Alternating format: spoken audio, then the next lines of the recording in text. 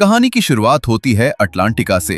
वहां जैक हल अपने दो साथियों फ्रैक और जेसन के साथ बर्फ के सैंपल लेने आया हुआ है।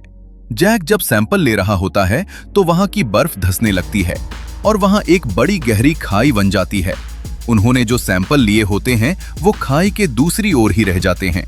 जैक उन्हें लेने के लिए खाई के उस तरफ कूद जाता है।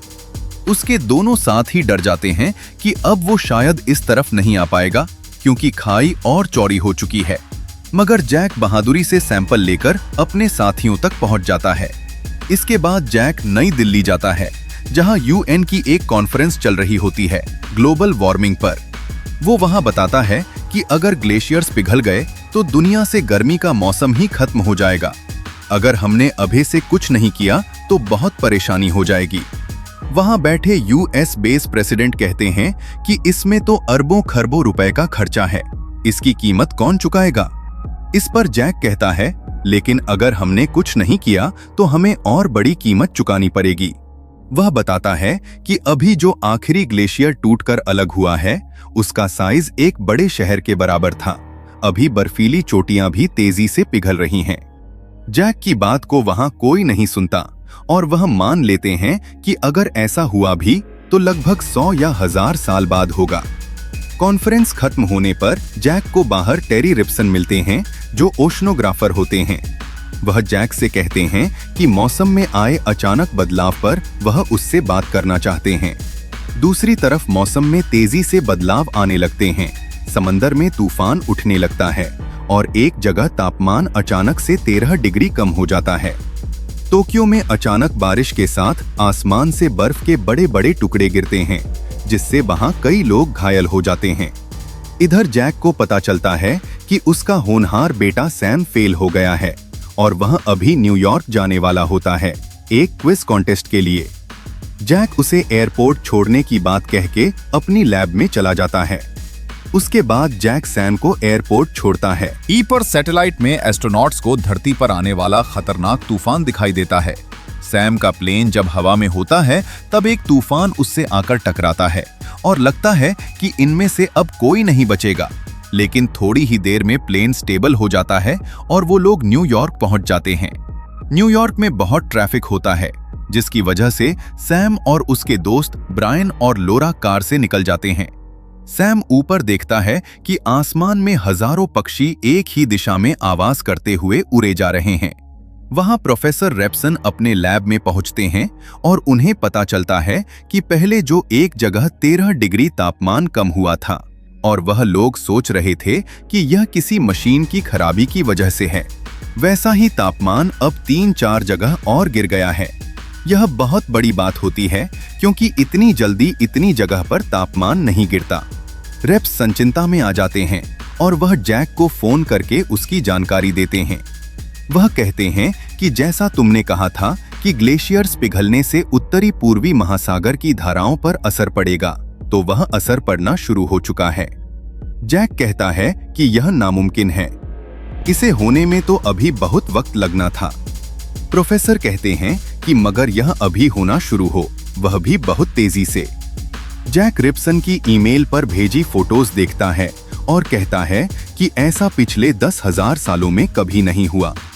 इसके बाद लॉस एंजलिस से न्यूज आती है कि वहां 70 किलोमीटर प्रति घंटे की रफ्तार से हवाएं चल रही है और वहां एक बहुत बड़ा बवंडर आ सकता है। जल्दी ही वहां जमीन से कई बड़े बड़े बवंडर उठने लगते हैं और यह लगातार कई घंटों तक चलते रहते हैं। जब तूफान थोड़ा रुकता है तो पता चलता है कि लॉस एंजलिस शहर पूरी तरह से बर्बाद हो चुका है और वहां के लिए सभी फ्लाइट्स बंद कर दी गई है। इस बदलते मौसम को लेकर अब एक बहुत बड़ी मीटिंग होती है जिसमें सभी मौसम विभाग के लोग और नासा के लोग भी होते हैं। यहाँ जैक भी होता है। किसी के भी पास इस मामले में कोई जानकारी नहीं होती है। तभी जैक बोलता है कि यह सब महासागर की बदलती धाराओं के कारण हो रहा है। पूछने पर वह बताता है कि धाराएं खारे और मीठे के संतुलन पर निर्भर करती हैं, मगर जब से ग्लेशियर पिघला है तब से मीठा पानी बहुत बढ़ गया है और समंदर से नमक कम हो रहा है। लोग पूछते हैं कि क्या ये सब ऐसे ही चलता रहेगा, सिर्फ जारी नहीं रहेगा, बदतर हो जाएगा, हमारे मौसम में बहुत बड़ा और खतरनाक बदलाव आ जाएगा। वो उन्हें सुझाव देता है कि प्रोफेसर रेप्सन के पास कुछ जानकारी है, मगर यहाँ उसकी बात को कोई सीरियसली नहीं लेता। उन्हें लगता है कि ये बस एक थियोरी है जिसका कोई मतलब नहीं है। लेकिन वहाँ नासा के कुछ लोग होते हैं जो उसकी बात पर यकीन करते हैं और उसका साथ देते हैं। ये लोग मिलकर इस पर रिसर्च करते हैं और उन्हें ये पता चलता है कि अगले 8 से 10 हफ्तों में मौसम बिल्कुल बदल जाएगा और उससे भारी नुकसान हो सकता है।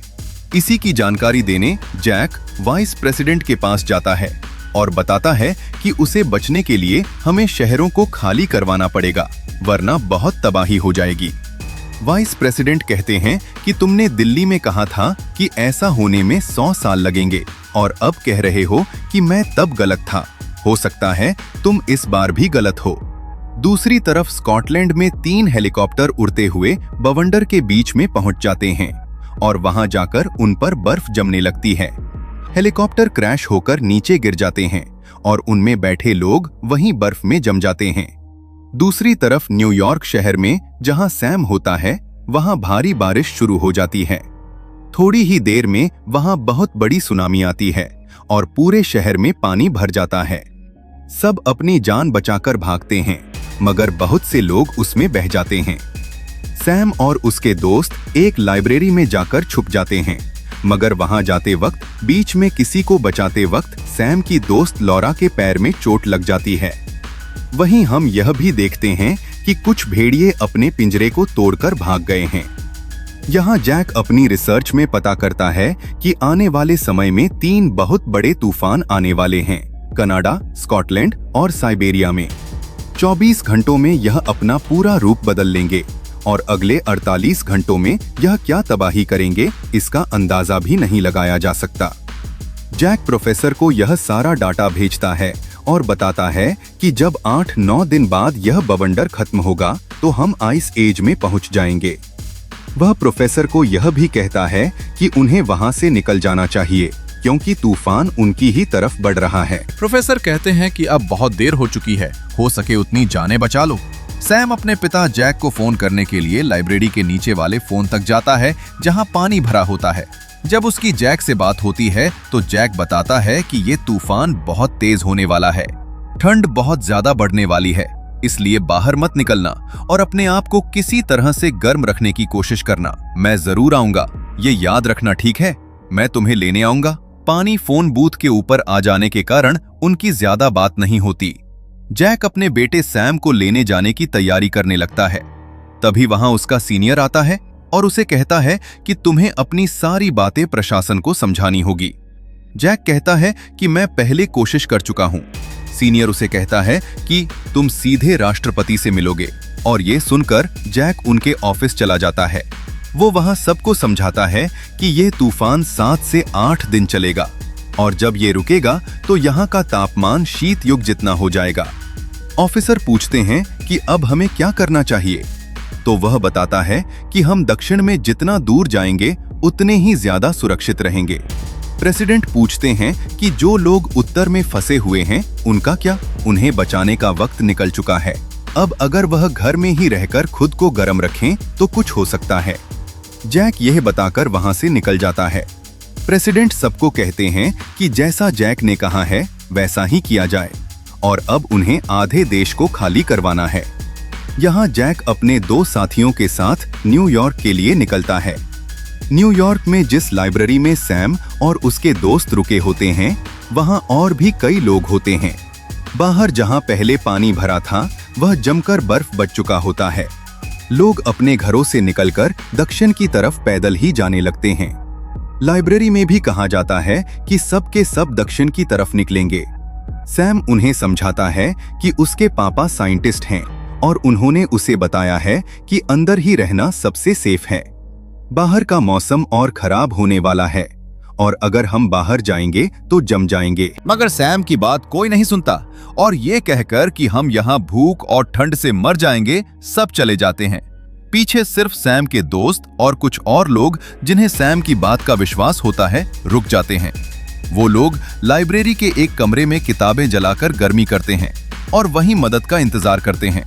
सैम का दोस्त बताता है कि पृथ्वी का उत्तरी भाग पूरी तरह से इस तूफान की चपेट में है। और यूरोप 15 इंच बर्फ के नीचे धंस चुका है।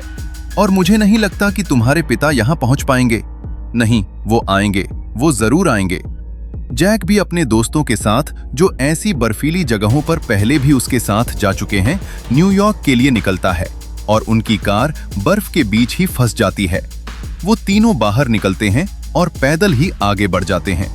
इधर जैक की पत्नी लूसी अपने हॉस्पिटल में होती है, जहां एक नर्स आकर उसे बताती है कि तूफान बढ़ने वाला है और हमें निकलना चाहिए। लूसी अपने एक पेशेंट छोटे बच्चे पीटर को देखती है और कहती है कि इसे यहाँ छोड़कर मैं नहीं जा सकती। जब एम्बुलेंस आएगी तब मैं यहाँ से निकल पाऊंगी। इधर जैक बर्फ पर आगे बढ़ रहा होता है। बर्फ इतनी जम चुकी होती है कि बड़ी बड़ी बिल्डिंग्स भी उसके नीचे होती हैं। जब ये तीनों एक दूसरे से रस्सी बांधकर आगे बढ़ रहे होते हैं, तभी एक बिल्डिंग से गुजरते हुए उसकी छत का कांच टूट जाता है और सबसे पीछे चल रहा फ्रैंक सामान के साथ बिल्डिंग में गिरने लगता है। जैक बर्फ में हुक फंसता है और वो रुक जाते हैं, पर फ्रैंक नीचे लटक रहा होता है। फ्रैंक खुद को हल्का करने के लिए अपने नीचे लटके बैग को काट देता है। जैक और जैसन फ्रैंक को ऊपर खींचने की कोशिश करते हैं, मगर बिल्डिंग के कांच टूटने शुरू हो जाते हैं। फ्रैंक को पता होता है कि उसको बचाने के चक्कर में वो लोग भी गिर जाएंगे, इसलिए वो रस्सी काटकर खुद को भी नीचे गिरा देता है और उसकी मौत हो जाती है। अब वो दोनों अकेले बच जाते हैं, मगर फिर भी उन्हें आगे बढ़ना होता है और वो बढ़ते हैं। इधर न्यूयॉर्क में तूफान पहुंचने वाला होता है। लाइब्रेरी में सैम की दोस्त लॉटा को बहुत तेज बुखार आ जाता है। सैम उसे जाकर बताता है कि वह उसकी वजह से ही यहाँ आया था। वह उसे प्रेम करता है। तभी सैम को पता चलता है कि लॉरा के पैर में जो चोट लगी थी उसकी वजह से जहर फैल गया है और उसे दवाइयों की जरूरत है। सैम देखता है कि बाहर बर्फ में एक बहुत बड़ा शिप भी फंसा हुआ है और वो कहता है कि उसमें दवाइयां मिल सकती है। सैम और उसके दो दोस्त उस शिप में दवाइयां लेने जाते हैं। वहां उन्हें दवाइयां तो मिल जाती है, मगर तभी उस शिप में पिंजरों से भागे भेड़िया भी आ जाते हैं। भेड़िए उन पर हमला कर देते हैं। बड़ी मुश्किल से वो लोग भेड़ियों से बचकर बाहर निकलते हैं, मगर इस बीच उनके एक दोस्त को भेड़िया पैर में काटकर घायल कर देता है। जब वो लाइब्रेरी के लिए निकलते हैं तो देखते हैं कि तूफान वहां पहुंच चुका है और हर चीज को जमा रहा है। किसी तरह से वह लाइब्रेरी में पहुंच जाते हैं और वहां आकर खूब सारी किताबें जलाने लगते हैं ताकि गर्मी बनी रहे। उधर जैक भी जब आगे बढ़ रहा होता है तो उसका दोस्त जैसन बेहोश हो जाता है। जैक देखता है कि तूफान भी यहां पहुंच चुका है और वह भी भागकर दोस्त के साथ एक बंद जगह में कूद जाते हैं। कुछ देर बाद जब तूफान वहां से निकल जाता है तो जैक और जैसन बाहर निकलकर लाइब्रेरी की तरफ बढ़ते हैं। वह देखते हैं कि कुछ लोग बर्फ से बुरी तरह से जमकर मर चुके हैं। यह वही लोग होते हैं जो लाइब्रेरी से बाहर निकलकर आ जाते हैं। जैक लाइब्रेरी पहुंचता है और उन्हें एक कमरे में सब सोए हुए मिलते हैं।